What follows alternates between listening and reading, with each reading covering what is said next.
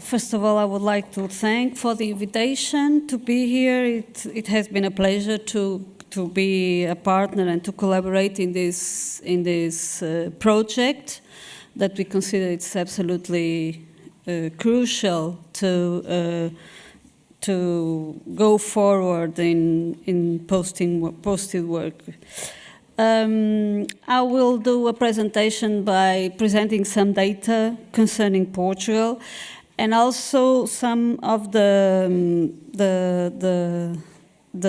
initiatives to tackle fraud and others that were already briefly presented by Feliciano. So I will just focus some details if necessary, in order not to be too long.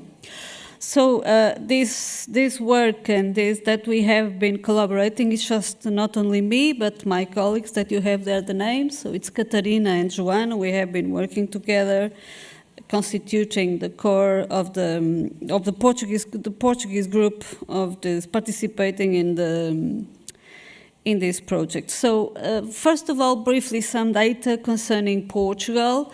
So Portugal is mainly a sending country. More than a welcome on a hosting country. As you can see, in these data, there are much more people that are going from Portugal to other countries than to receiving countries. And this has been a trend that it's not recent. It has been a trend since the 1950s, from the 20th century. So it continues to be like that. The main receiving countries from Portuguese workers are, as you can see, mainly France, and to some extent, and also Spain. From the European Union, the two main countries that are very important to Portugal. And considering the economic sectors of the employment, as you can also see, coming to Portugal, you have mainly industry and services.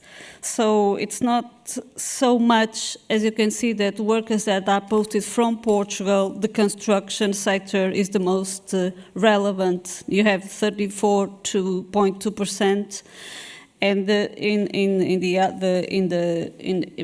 as a receiving country, you have mainly people who are going to industry, and they have very particular specificities, because they are mainly, as a receiving country, we have been receiving some, in the last years, mainly highly qualified people. So, and it's not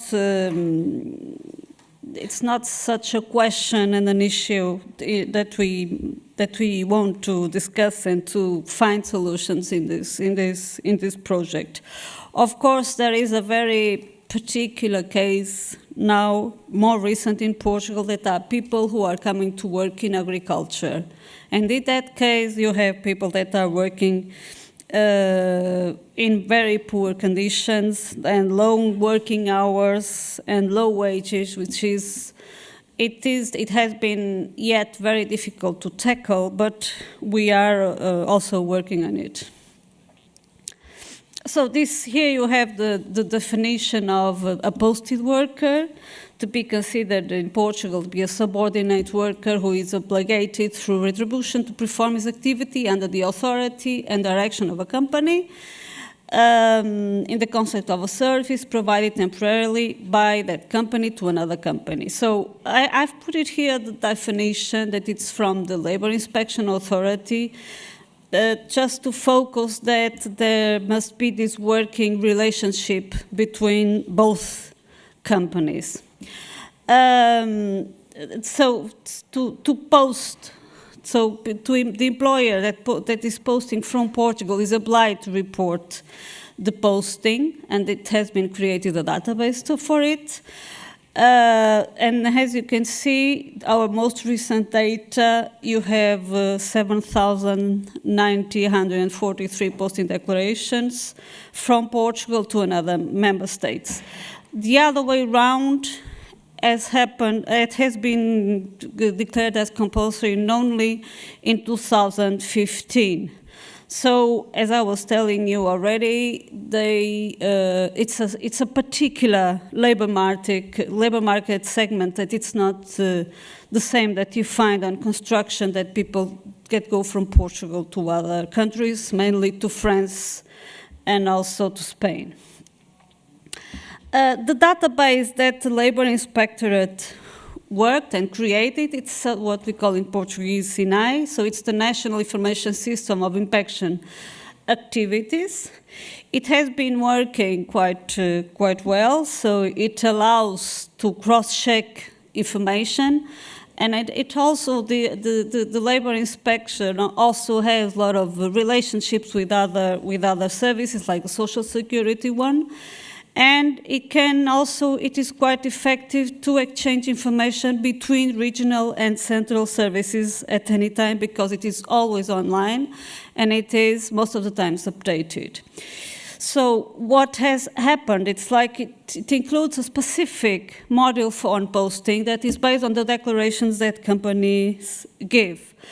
Of course, there is still a huge gap of the problem of the companies that fail to submit this required declaration. So there's also been an intense work on inspection activities. So you have here some data from 2016. And as you can see, of course, as you have more Portuguese workers working abroad, most of the inspection activity is abroad. And as you can also see, there are 106 reports that report problems with the posted workers from Portugal in other countries. There are also collaboration and partnership works between the labor inspector with other EU countries. The MII that was already here referred, International Market Information System, that it allows the countries to share the information. You have just here to have an idea that there is a growing number of informations that are requests that were received by the Labor Inspectorate inspection in Portugal.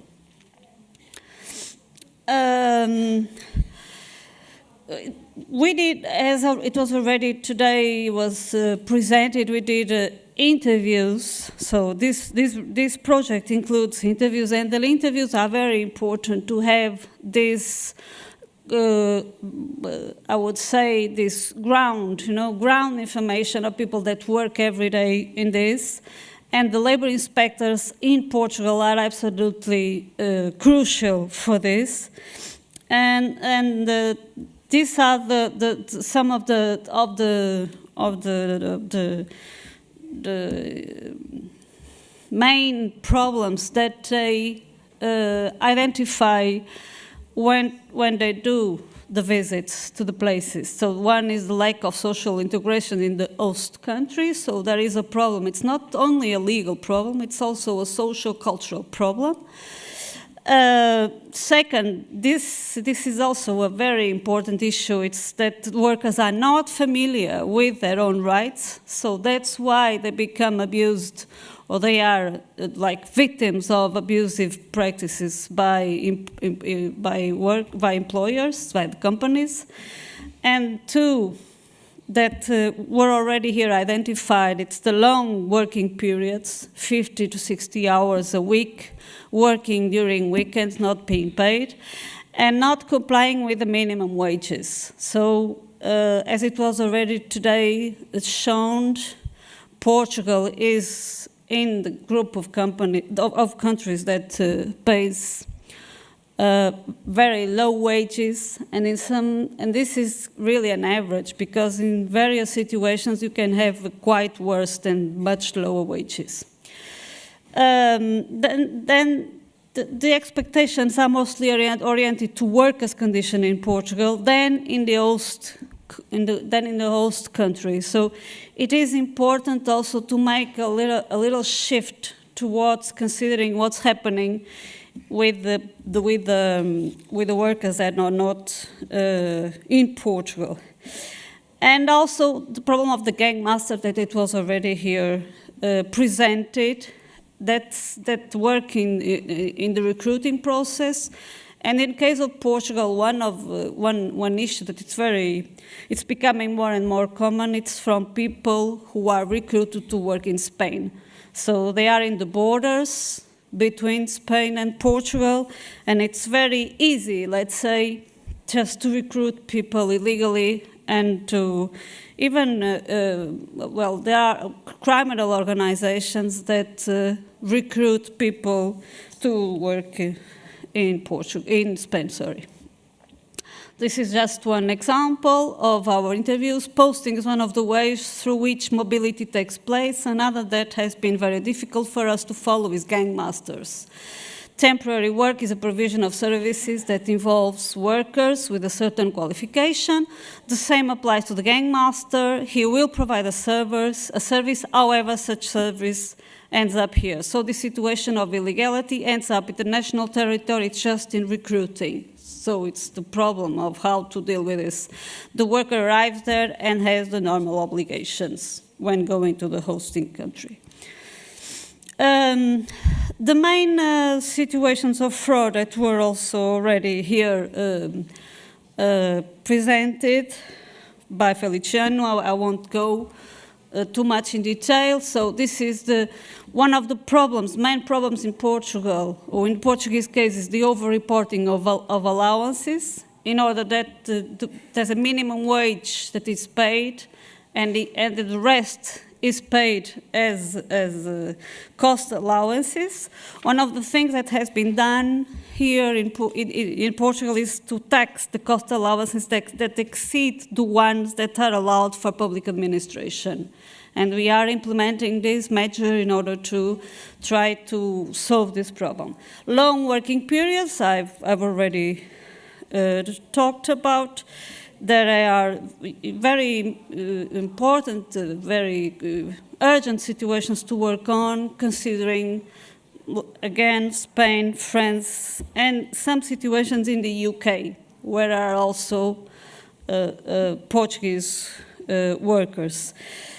Non-existent absences in periods of bad weather. This is a question because in this situation in Portugal, the workers are not subject to special allowances when they cannot work, and so this is something that the Portuguese authorities are working on.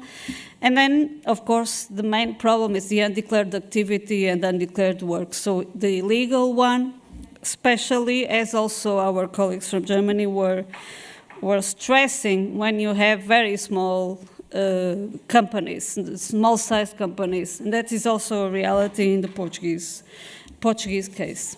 There are also the problem of the letterbox companies, but as Feliciano also today mentioned, it's very difficult to track, so it's quite a question that we can say that it's a letterbox company. We don't know if it is or not. And also that it's the problem, but anyway, in the Portuguese case, various cases of people going, or posted workers going from Portugal to Spain, it's where you can find more cases of this. And of course, gang masters that I already talked about. In what concerns the partnerships, I just, there are various actions that have been developed in the labor authority inspection. One, it's also in collaboration with the EU partners, and of course, as we have just heard, with the prototype of database, all these issues that you can read here are at stake and are a priority, reflecting an analysis of posting, preparing and provision of training, and posting for labor inspectors. So also the question of training, it's very important. The harmonization of procedures. And so all these questions are being discussed in Portugal, but in the end, they are an European issue that has to be discussed by all of us.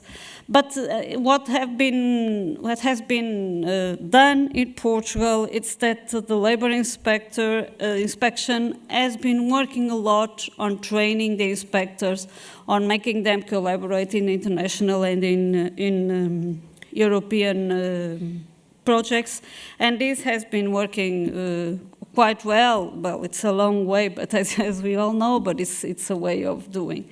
And also, of course, this European networks where Portugal has, with which it's just some examples with which Portugal has been working. The REDER, everybody knows, the Réseau Européen pour l'Endetachement Équitable et Responsable, and the Euro detachment projects that also include the Portuguese collaboration.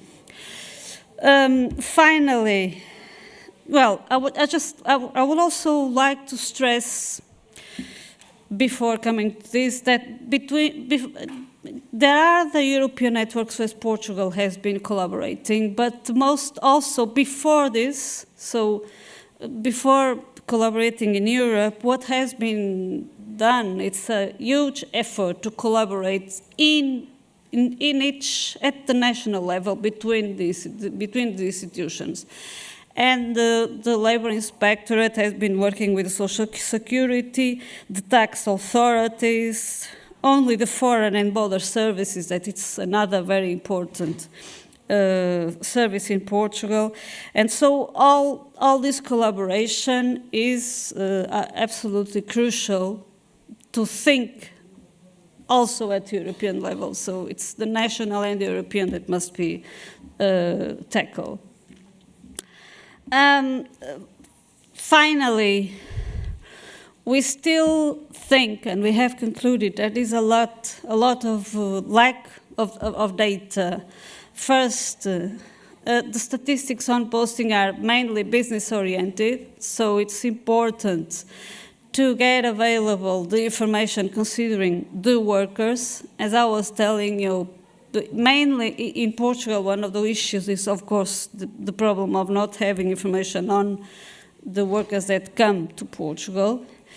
And there also a lack, that we think it's also important, to information on the living conditions of the people. So it's important also not only to discuss the legal questions, but also to discuss the socio-economic questions that have to be approached when talking about these workers. Thank you.